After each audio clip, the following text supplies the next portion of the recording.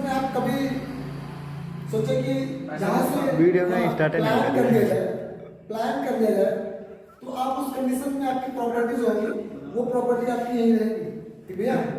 वो प्रॉपर्टी जो भी संस्था होगी, बैंक होगी, वो जब्त कर लेंगे, ठीक भैया। उसके बाद आपको एक तरफ से इंसॉल्वेंट घोषित कर दिया जाएगा, इंसॉल्वेंट डिक्लेयर कर दिया जाएगा कि आपको दिवालिया किया जाता है, ठीक भैया। उसके बाद बात आती है उस व्यक्ति को कहा जाता है इंसॉल्वेंट जो अपनी सभी देनदारियों को पूरा करने में असमर्थ है, ठीक भैया।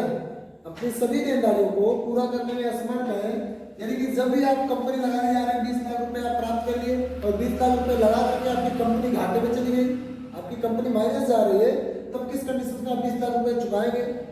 भाई संस्था से पैसा नहीं है 20 लाख रुपए, आप तो कहाँ से चुकाएंगे? तो इस कंडीशन में 20 लाख रुपए क्या करेंगे?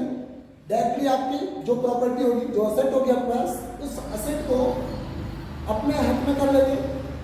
जो भी संस्था आपको लोन प्रोवाइड कराई रहेगी और आपकी कंपनी अपने हाथ में कर लेंगे। उसके बाद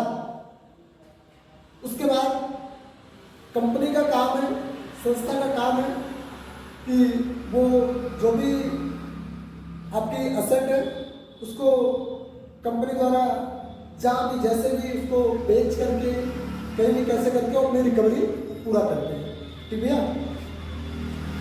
उसके बाद आती है बैड डेब्ट्स, अशोध ऋण, ठीक भैया। अशोध ऋण यानी कि कुछ पैसे लिए गए, ठीक भैया, कुछ पैसे लिए गए हैं और दिवालिया होने के कंडीशंस में आप उसको पूरा करने में असमर्थ है, उसमें भी अब वहां पे आप नहीं चुका पा रहे, ठीक भैया, आप पैसे नहीं चुका पा रहे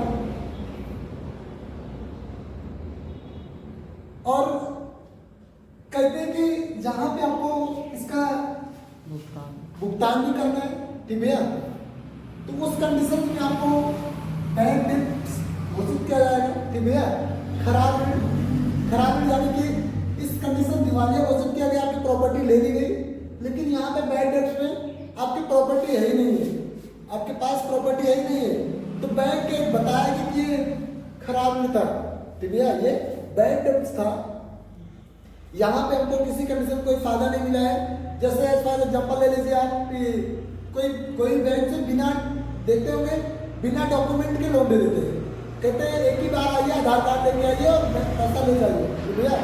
तो ऐसा होता है, उस कंडीशंस में होता है कि बैड डेब्ट जो लागू किया जाता है, ठीक भैया, बैड डेब्ट जो लागू किया जाता है, उस कंडीशन में आप पैसे नहीं चुका पा रहे हैं और आपकी कोई प्रॉपर्टी भी नहीं है, आपके पास कोई एसेट भी नहीं है कि आप इस कंडीशन में आप भेजा करके वहाँ चुका दें, ठीक भैया।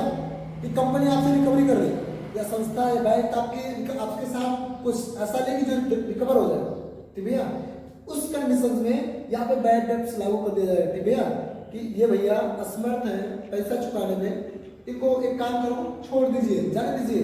उसको बैंक क्या मान लेगी कि मेरे पास ये जो था ये बैड डेब्ट था, इसमें पैसा नहीं मिलेगा आपको, ठीक भैया।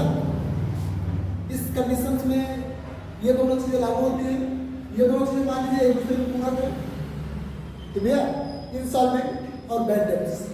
इंसॉल्वेंट आपकी असेट पर प्रभाव पड़ेगा, ठीक भैया, आपकी प्रॉपर्टी पर प्रभाव पड़ेगा, लेकिन बैड डेब्ट्स जो है, बैड डेब्ट्स आपका जो भी कुछ है ही नहीं आपके पास, तो क्या आप उस पर कंपनी या संस्था या बैंक आपके ऊपर क्या चार्ज करेंगे, क्या रिकवर करेंगे?